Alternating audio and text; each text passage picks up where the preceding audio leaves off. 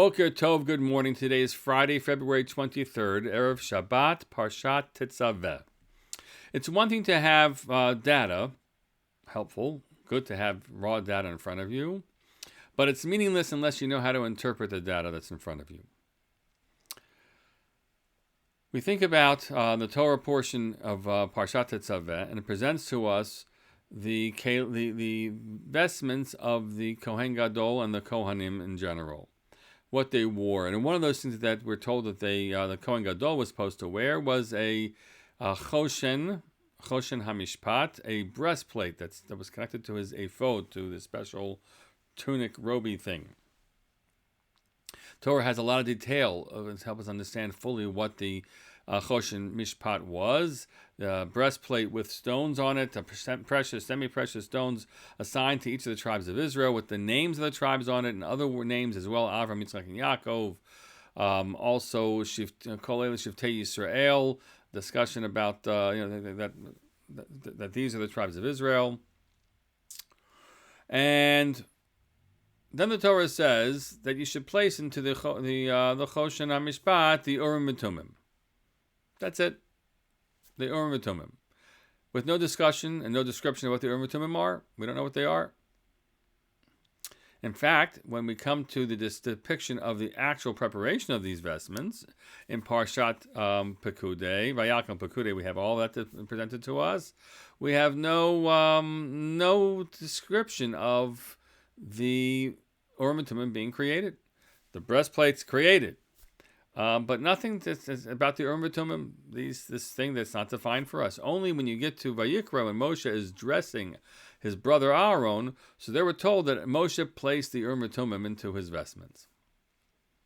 So what's going on here? What are the Urim and Tumim? Where do they come from? What are they there for?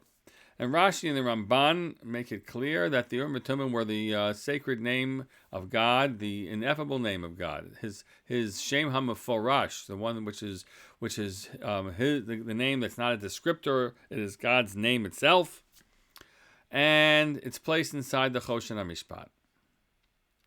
As Ramban goes on to explain, and the Gemara also certainly, and Psukim as well, tell us that people would address and come to the Kohen Gadol seeking information and wisdom from God, and God would give the Mishpat, the judgment, to them through the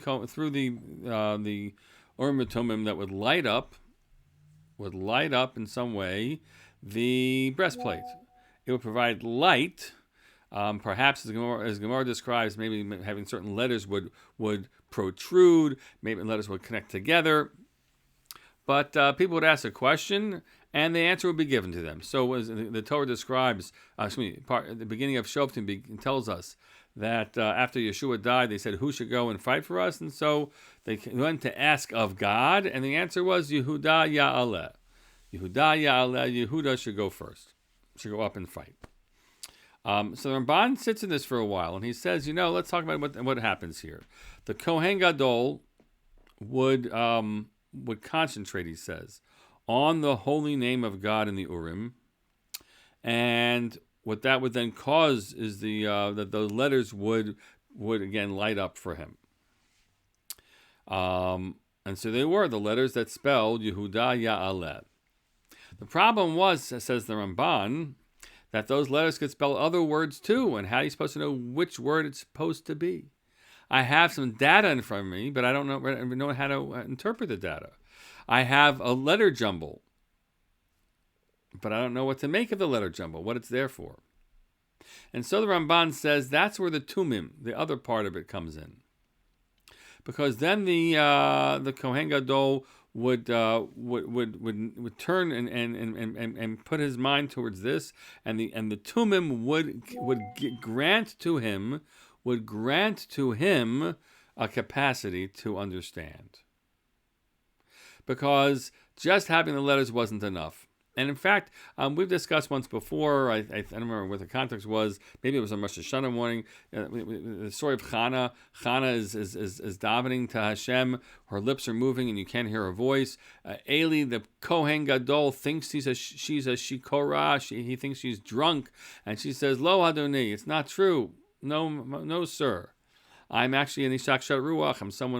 I'm just having a very, very difficult spirit, and describes her circumstances. And finally, he understands, and he gives her a bracha too.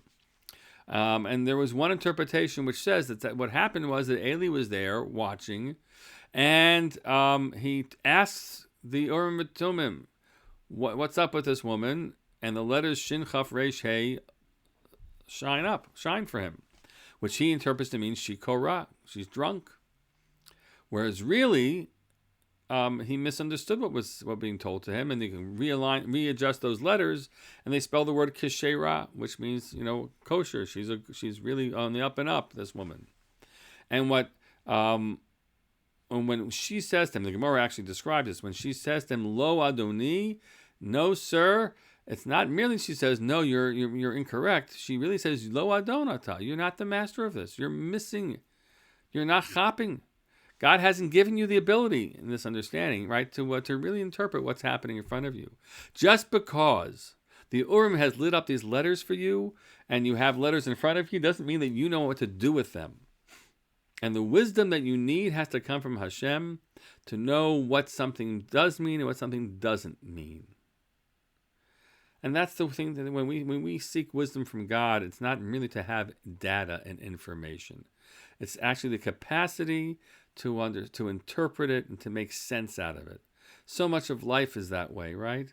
We are bombarded with information all the time, on small and big, about matters that really don't matter that much, and life and death things.